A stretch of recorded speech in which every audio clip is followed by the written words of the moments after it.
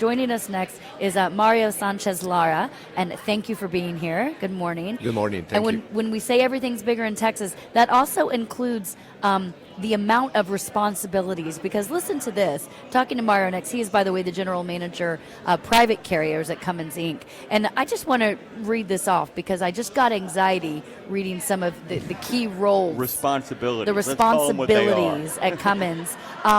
Mario, just a few things on your daily radar. Field testing, Dodge Ram quality lead, after treatment integration, turbo technology, PACCAR account management, product planning, marketing communications, and current sales director role. Do you sleep, my friend? Well, thank you for that, Lindsay. I did little for some time. I've been with Cummins 30 years.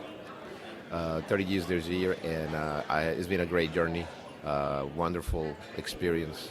Had a chance to do it all. So I'm a jack of all trades, master of none. I highly doubt that, sir. Yeah, but I really enjoy that. What we are enjoying today from engine technology, it's something that I work on a couple decades ago. Right? Well, and probably dream of it. When I jokingly say, do you sleep? But I guess you're dreaming of things, and I mean that in a good way, inspiring way, dreaming up. You've been there long enough, both in transportation and with Cummins, that you get to dream up and get to see some of these things become a reality as well, right? Yeah, that's what is really cool. And we're not done. Far from it. This is a question. 30 years there, and how long have you been a member of TXTA? 10 years. Okay. So I was going to ask you this question too. Do you feel like organizations like this actually don't only keep you in the industry longer, but keep you in the same job longer?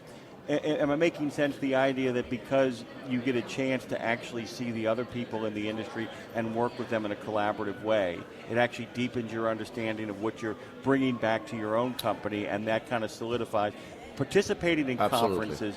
Can you kind of what I like to say is that, and you make reference to other trucking associations, trucking industry is a family business. Yes. And what I mean with that is not that there's families doing business in trucking, but the trucking industry behaves like a family. And it's through the trucking associations and these events that you really get to connect with others in the industry and develop relationships that become lifetime relationships. Really, my friends are people that are in the trucking industry, and a lot of them are here.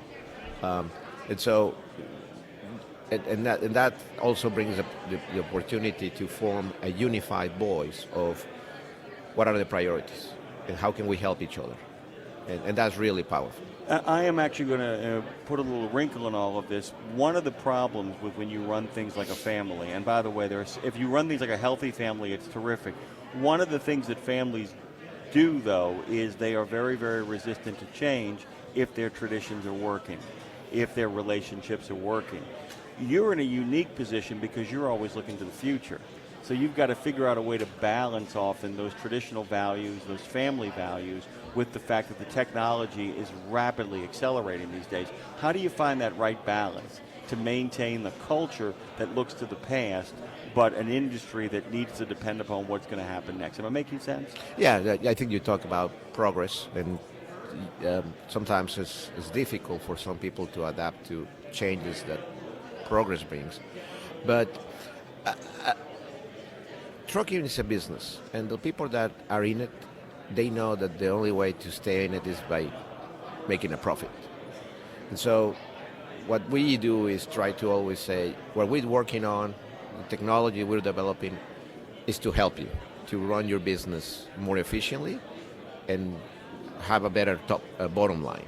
And once you explain that, and once they see it, they're like, okay, I think we need to take on this change or this new technology because it's going to pay off. But when you're explaining that, when we talk about some people can only see progress as profit, and obviously we know that is the important thing at the end of the day. But for you, Mario, when you think of progress, what could you say to that person when you're trying to say, I know you're only looking at ROI here, but in the meantime, there's a whole bigger picture. What would be the bottom line or the kind of the through line for you? It's like, here's what progress means to me specifically as it pertains to the trucking industry. Well, I'm going to connect this with really what is at the heart of our values and our mission in Cummins. We say that everything we do should lead to a better place, a better environment. Like wherever we are involved, we want to make sure that we leave it better than it was. And so with that comes, you know, environment, safety, a number of things that we not only look at the shareholders, we look at the stakeholders and everybody involved on where we are doing business.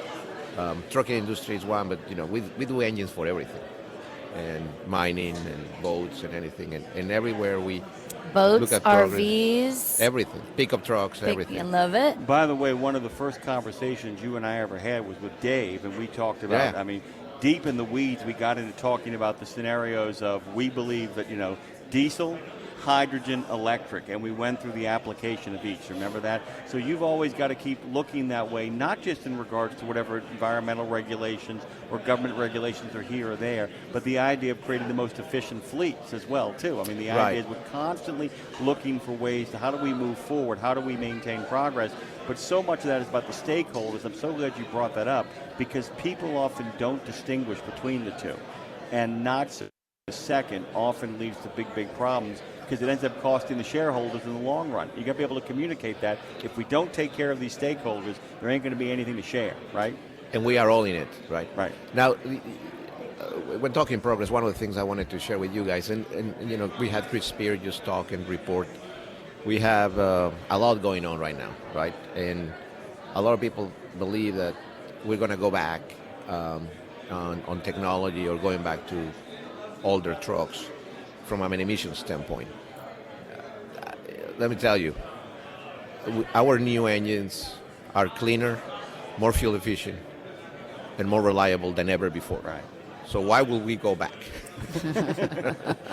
And the other thing is, you know, there's many in the industry that says, especially when with the hype around electric and hydrogen started, a lot of people say, well, we're done. We're not going to make more engines.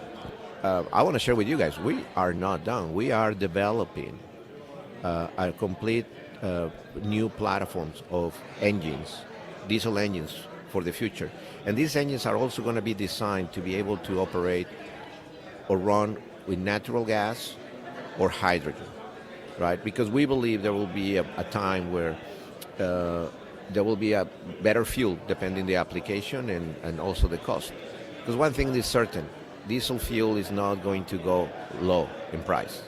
It might fluctuate, but in the long run, it's going to get gasoline might drop, but diesel ain't going. Yeah. Diesel ain't dropping. And so we are bringing new engines that are going to be more fuel efficient. And that's the investment we're doing, and there's a lot of it.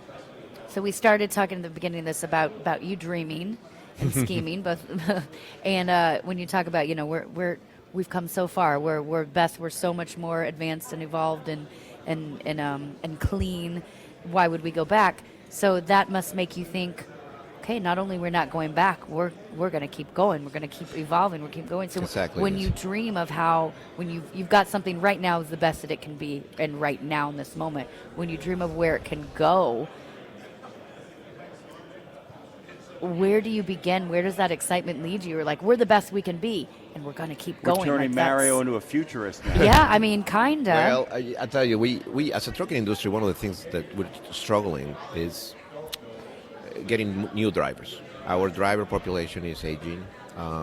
There is driver shortage. Right now, it's not as bad because we're a bit of a recession freight. But so we need to attract talent, and I think that as we bring new technology and we bring trucks that are going to have powertrains that are really smart and make the life of a driver easier, we're going to be able to attract my kids, your kids, our grandkids to look at trucking industry as that's a cool job.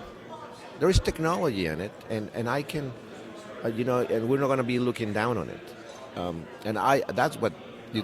That's what I dream of, and it gets me inspired. It's a great dream because it equal parts speaks their language, like you said, technology and what the kids are talking about, cool. Quote unquote, cool, yeah, but also sets up longevity for them, support for them for a long time, because I think that's what kids, teenagers, whatever these days are most, personally, I think are most scared about. It's like they can't, they're in a generation that we can't even fathom, where they don't know anything before social media, and they're worried about how are they going to sustain for a lifetime.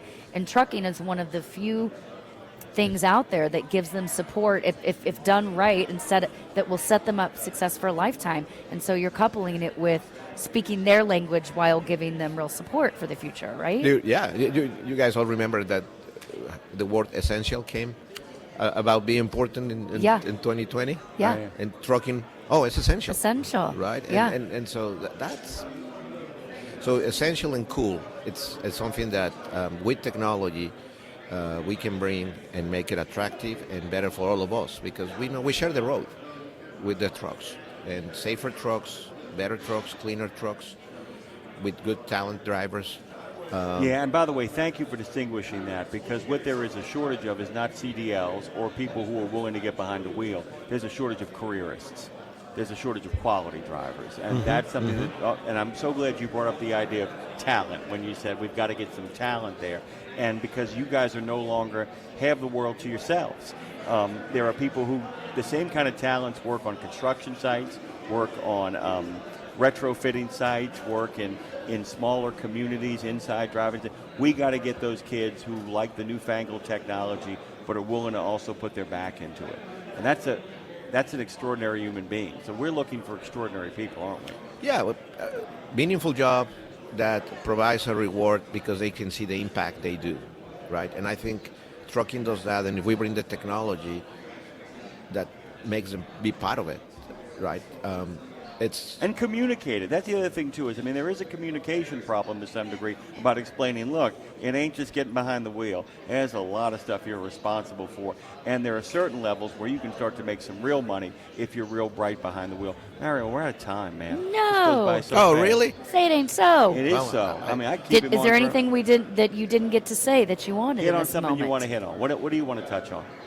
Well, I will just say to everybody listening, don't worry about engines going away. They're not. We're working on a new generation that are going to be great and bring more fuel efficiency. And we're going to keep on trucking. Keep on trucking. I'd say that's the best way to. You my friend, are now a co-host on Road Gang Radio. Thank you. You nailed it at the end. Thanks so much for joining us. You guys can head on over to check out more, of course, Cummins.com. We thank you, Mario. We will talk to you very soon. Thank you. Good to see you again.